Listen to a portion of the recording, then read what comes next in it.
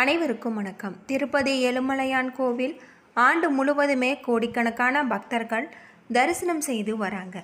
ஒரு நாளைக்கு ஏறக்குறைய 60,000 முதல் 1,00,000 வரையிலான பக்தர்கள் தரிசனம் செஞ்சு வந்து கொண்டுதான் இருக்காங்க. திருப்பதி சென்று வந்தால் வாழ்க்கையில் திருப்பம் வரும் என சொல்லப்படுவதாலும் ஏழை பணக்காரர் என பாகுபாடு இன்றி பல ஆயிரம் பக்தர்கள் திருப்பதி மலை மீது திருப்பதி ஏழுமலையானை நோக்கி வந்து கொண்டுதான் இருக்காங்க அப்படின்னே சொல்லலாம். அது மட்டும் இல்லாமல் திருப்பதி உண்டியல் காணிக்கை லட்டு விற்பனை மூலம் கோடிக்கணக்கில் வருவாய் வருகிறது என்பதை விட முடி காணிக்கை மூலம் பல கோடி வருமானம் வந்து கொண்டுதான் இருக்கு. திருப்பதியை பொறுத்தவரை முக்கிய நேர்த்திக்கடனே மொட்டை போடுவதுதான். அதற்கு அடுத்தபடியாக தோலபாரம் செலுத்துவது. இப்படி பல்வேறு அதிசயங்களை கொண்ட திருப்பதி ஏழுமலையான் கோவிலில் நடக்கும் பல மர்மங்களை பற்றி தான் இன்றைக்கி நம்ம இந்த வீடியோவில் தெரிஞ்சுக்க போகிறோம். இந்த வீடியோ ரொம்பவே பயனுள்ளதாக இருக்கும். அதனால் வீடியோவை கடைசி வரைக்கும் ஸ்கிப் பண்ணாமல் பாருங்கள். இது வரைக்கும் நம்ம சேனலை நீங்கள் இன்னும் சப்ஸ்கிரைப் பண்ணலைன்னா மறக்காமல் சப்ஸ்கிரைப் பண்ணிவிடுங்க. வாங்க வீடியோக்குள்ளே போகலாம். திருப்பதியில் அனைத்து நாட்களுமே சென்று வழிபட்டால் என்றாலுமே திருப்பதி சென்று ஒரு நாள் இரவாவது அங்கே தங்க வேண்டும் என்பது ஐதீகம். இப்படி தங்கி வழிபட்டு வருவது விசேஷம். இதுவே வழிபாட்டின் முழு பலனை நமக்கு கொடுக்கும் என்று சொல்லப்படுது. மற்ற கோவில்களை போல பக்தர்கள் நேரடியாக வந்து சாமி தரிசனம் செய்துவிட்டு செல்லலாம் என்றும் இல்லாமல் திருப்பதியில் பல மணி நேரம் காத்திருக்கும் அறையில் 24 முதல் 48 மணி நேரம் வரை கூட காத்திருக்க வைக்கப்படுவதற்கு இதுவும் ஒரு முக்கிய காரணம் என சொல்லப்படுது. திருப்பதி மலை என்பது சந்திரனின் ஆற்றல் அதிகம் நிறைந்த பகுதியாகும். அதாவது திருமலை சந்திரகாந்த கல் எனப்படும் சந்திர சக்தி நிறைந்த கற்களால் ஆன மலையாகும்.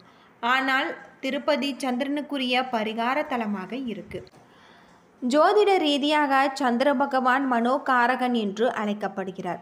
நமது மனநிலை தெளிவாக இருந்தால் மட்டுமே நாம் செய்யும் செயல்கள் எடுக்கும் முடிவுகள் தெளிவானதாக இருக்கும் என்பது நம்பிக்கையாக சொல்லப்படுது.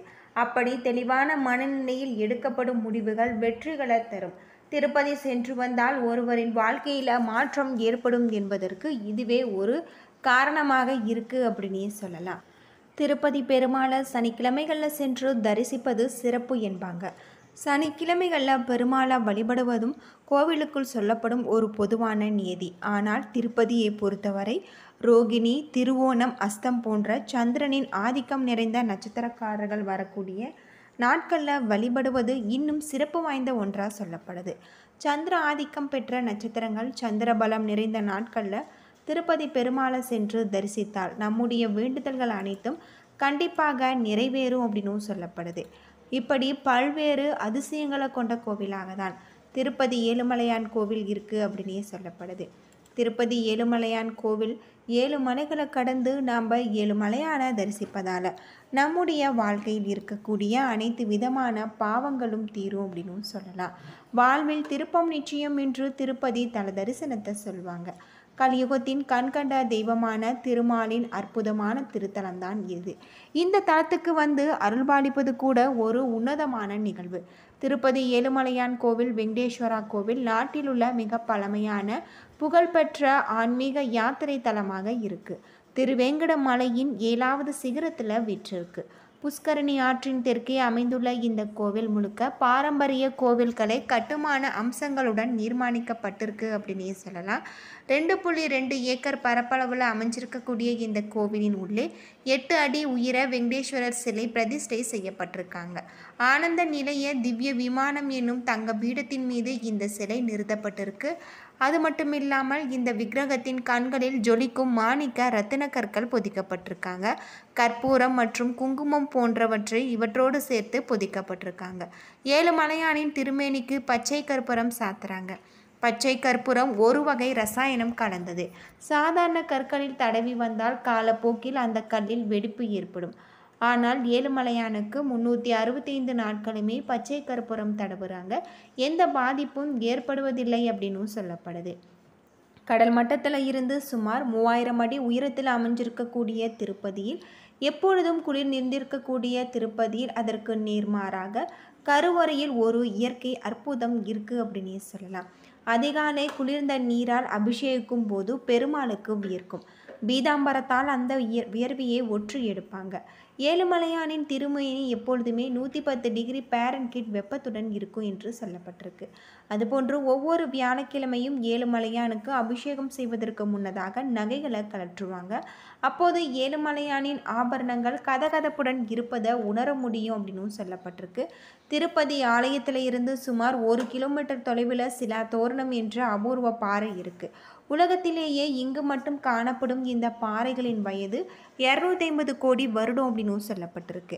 திருமலை திருப்பதி அடிவாரத்தில் இருந்து நடந்து செல்ல 2 விதமான பாதைகள் இருக்குது. அலிப்பிரி அதாவது கீழ்த்திருப்பதிக்கு அருகில் உள்ள பாதையே நீண்ட நாட்களாக பயன்பாட்டில் இருந்து வருது. அது மட்டும் இல்லாமல் ஸ்ரீவாரிமெட்டு திருப்பதிக்கு 20 கிலோமீட்டர் தொலைவில் சீனிவாசா மங்காபுரத்துக்கு அருகில் இருக்குது. பழங்காலத்தில் பெரும்பளவில் பயன்பாட்டில் இருந்து சமீப வருடங்களில் திருப்பதி தேவஸ்தானத்தால் சீரமைக்கப்பட்டிருக்கு அப்படின்னே சொல்லலாம். கிருஷ்ண அவதாரத்தை முடித்து பெருமாள் வைகுண்டத்தில் தங்கியிருக்காங்க. பூலோகத்தில் கலியுகம் தொடங்கி அநியாயங்கள் பெருகியிருக்கு. மீண்டும் பூமியில் அவதாரம் செய்ய வேண்டி காசியப்பர் முனிவர் தலைமையில் யாகம் நடத்தியிருக்காங்க. யாகத்தை காண வந்த நாரதர் யாகத்தின் பலனை யாருக்கு தரப்போகிறீர்கள் என்று முனிவர்களிடம் கேட்டிருக்காங்க. பலனை சாந்தமான மூர்த்திக்கு தருவதென்று முடிவு செஞ்சுருக்காங்க. மும்மூர்த்திகளை சாந்தமானவரை தேடி பிருகு முனிவர் வைகுண்டம் சென்றிருக்காரு. திருமால் பிருகு முனிவர் வந்து கொள்வதை கண்டும் கொள்ளாமல் இருக்க அவர் மார்பில் எட்டி உதைச்சிருக்காரு. திருமாலின் கோபம் கொள்ளாமல் உதைத்த பாதத்தை தடவி கொடுத்துருக்காங்க. பொறுமையும் அமைதியும் நிறைந்த திருமாலுக்கே யாக பலனை தருவதென்று முடிவு செஞ்சுருக்காங்க. மார்பில் உதைத்த பிருகு முனிவரை தண்டிக்கும்படி லட்சுமி சொல்ல திருமால் மறுத்து விட்டிருக்காரு. லட்சுமி கோபம் கொண்டு பார்க்கடலில் இருந்து கிளம்பி பூலோகத்தை அடைந்து தவத்தில் ஆழ்ந்திருக்காங்க. திருமாலும் திருமகளை தேடி உலகத்தை சுற்றி அலைந்து வேங்கட மலையின் வந்து ஒரு புற்றில் கண்மூடி அமர்ந்திருக்காரு. அவருக்கு பசித்தது. இது பற்றி அறிந்த நாரதர் தவத்தில் இருந்த லட்சுமியிடம் சொல்லியிருக்காங்க. லட்சுமி வருத்தமடைந்திருக்காங்க. நாரதர் அவளிடம் திருமாலின் பசியை போக்க உபாயம் சொல்லியிருக்காங்க.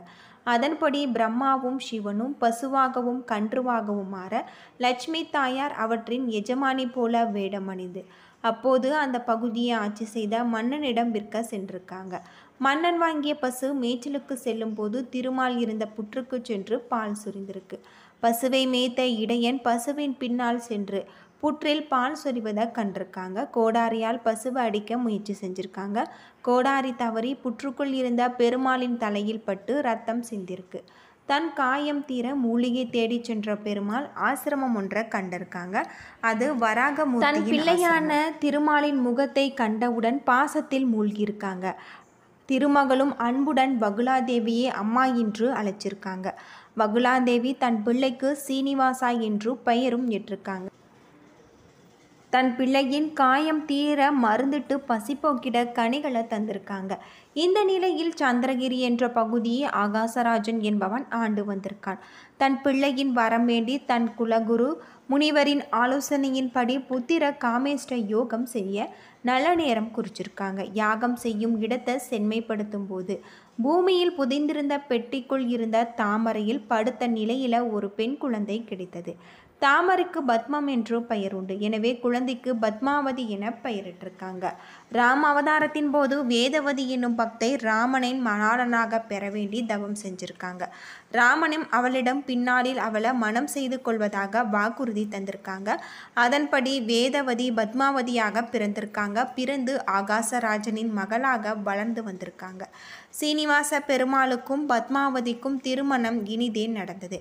அதன் பின்பு சீனிவாச பெருமாள் கலியுகம் முடியும் வரை திருமாலின் சிலா ரூபமாக பக்தர்களுக்கு அருள் தரும் விதமாக திருமலையில் காட்சி கொடுத்திருக்காரு அப்படின்னே சொல்லலாம்.